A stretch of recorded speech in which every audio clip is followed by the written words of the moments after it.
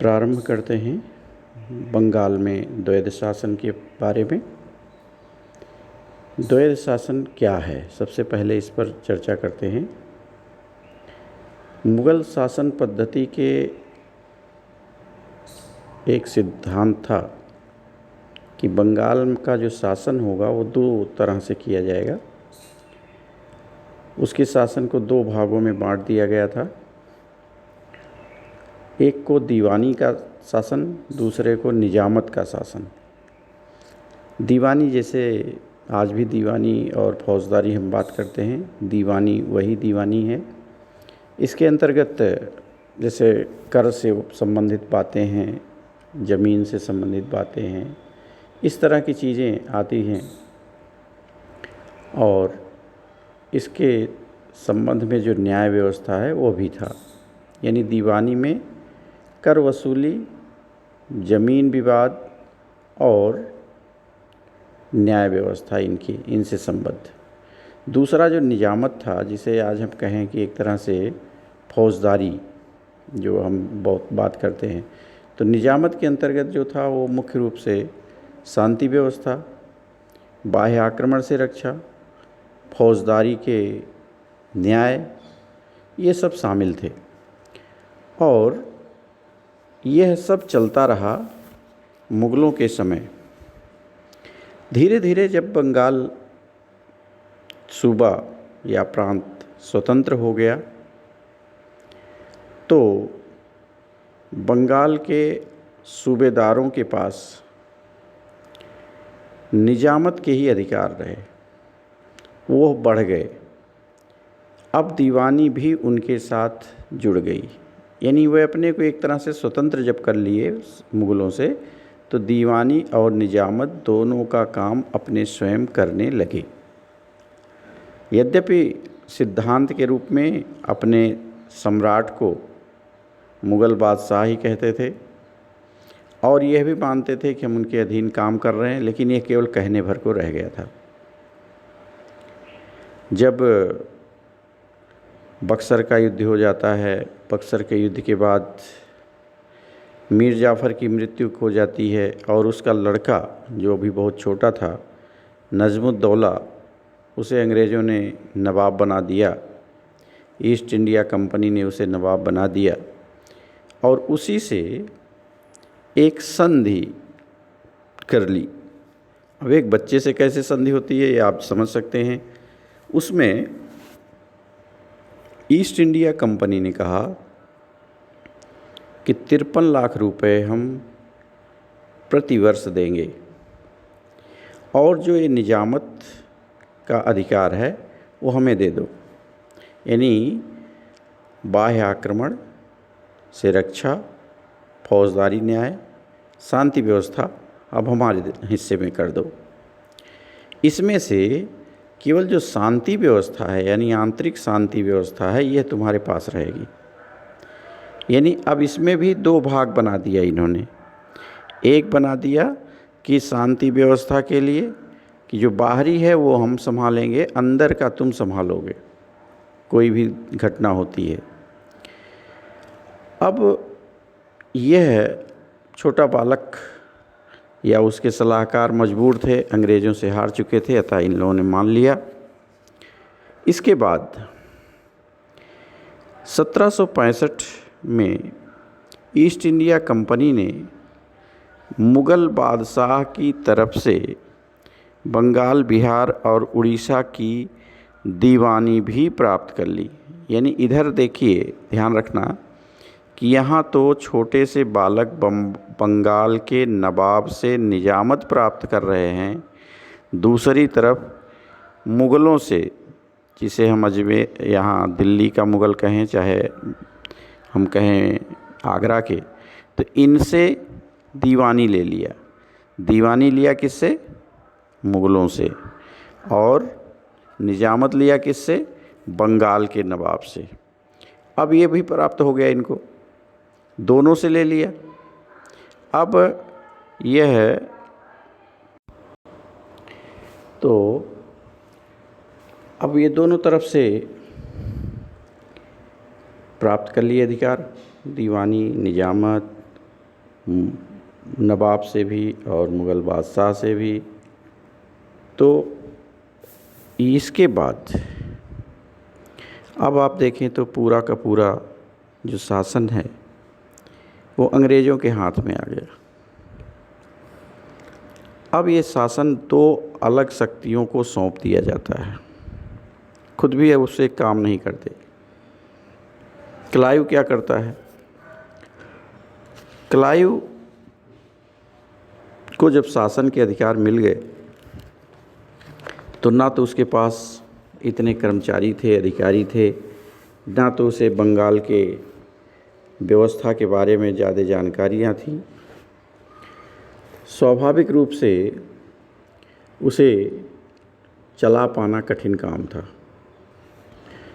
इसलिए उसने भारतीय अधिकारियों के माध्यम से कार्य करने का निश्चय किया कि ये दीवानी और निजामत का काम भारतीय अधिकारियों से करें। और उसके लिए उसने दीवानी के लिए और फौजदारी के लिए एक एक नायब नियुक्त किए, जिसे नायब दीवान कहा गया। एक बंगाल के लिए और दूसरा बिहार के लिए। बंगाल में इसने रजा खां को कर दिया, मोहम्मद रजा खां, और बिहार में राजा सितब राय को दीवान बनाया, नायब दीवान, क्योंकि दीवान तो स्वयं बन गए थे, तो इनको नायब दीवान बना दिया। और इनके ऊपर डाल दिया कि ये अधिक से अधिक वहाँ से कर प्राप्त करें, आय प्राप्त करें और ईस्ट इंडिया कंपनी को दें। निजामत का कार्य जो नवाब के हाथों में रहने दिया गया था आंतरिक शांति व्यवस्था बनाने के लिए, इसके लिए ईस्ट इंडिया कंपनी ने नवाब को एक धनराशि दी। अब नवाब अपने कार्यों के लिए भी कंपनी पर निर्भर हो गया।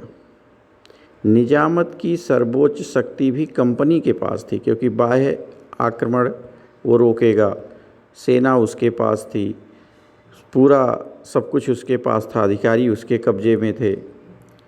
कहने के लिए नवाब था, नवाब अल्पायु भी था, इसलिए उसके कार्य की देख के लिए एक नायब निजाम की नियुक्ति की गई और उसमें भी मोहम्मद रजा खां को ही नियुक्त किया गया, जो अभी मैंने बताया बंगाल का जिसे दीवान बनाया गया था, नायब दीवान, उसी को ही नायब निजाम भी बना दिया गया।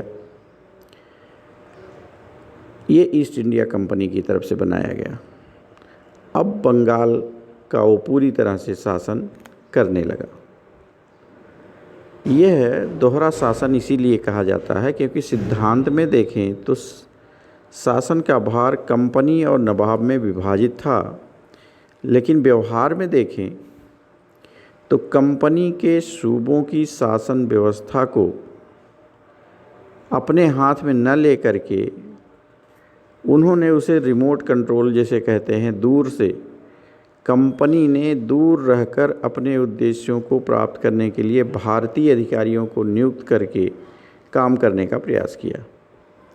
इस प्रकार सूबों में दो सत्ताओं की स्थापना हो गई, एक भारतीय, दूसरा ईस्ट इंडिया कंपनी विदेशी। विदेशी सत्ता ही वास्तविक सत्ता थी, जबकि भारतीय सत्ता केवल कहने मात्र की थी, इसीलिए उसे परछाई सत्ता भी कहते हैं, मात्र परछाई थी।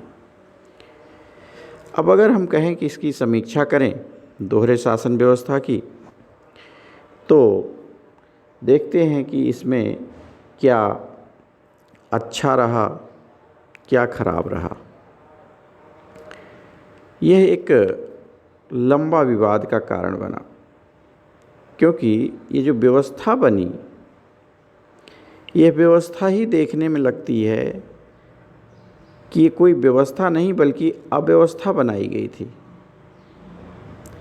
स्वाभाविक रूप से इसे दो भागों में बांटना, छोटे से नवाब से उससे कह देना कि नहीं ऐसा करना ही है, तो वह कर क्या सकता है, उसके अधिकारी भी क्या कर सकते हैं। और बक्सर के युद्ध में यह सब हार चुके थे। उसमें मुग़ल बादशाह ने भी हिस्सा लिया था, अवध के नवाब ने भी हिस्सा लिया था, बंगाल के नवाब ने भी हिस्सा लिया था।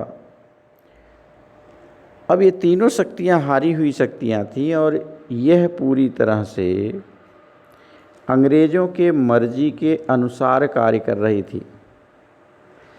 इसमें इनका अपना कुछ भी नहीं था, इनका अपना कोई तर्क नहीं था, इनके पास कहने के लिए कोई शब्द नहीं थे, ये अपनी प्रतिक्रिया नहीं दे सकते थे, अपनी बात रखने के लिए सक्षम नहीं थे। ऐसे में कोई संधि की जाए शासन व्यवस्था को लेकर के, चाहे राष्ट्रीय व्यवस्था को लेकर के, उसका कोई अर्थ ठीक से निकलता ही नहीं। इस रूप में जब देखते हैं तो यह पूरी तरह से कहें अंग्रेज़ों का शासन यहाँ से आरंभ होना चालू हो जाता है। अब अंग्रेज अपनी शासन व्यवस्था प्रारंभ कर देते हैं। तो इसकी समीक्षा एक थोड़ा बड़ा कार्य है, इसलिए मैं चाहता हूँ कि इसको अगले वीडियो में आपके सामने प्रस्तुत करूं। तो मेन बात ये थी दोहरा शासन, यानी दो व्यक्तियों का शासन, दो अधिकारी हमारे हो गए, एक भारत के अधिकारी, एक विदेश के अधिकारी। उसमें भी दो भाग हो गए, दीवानी निजामत हो गए।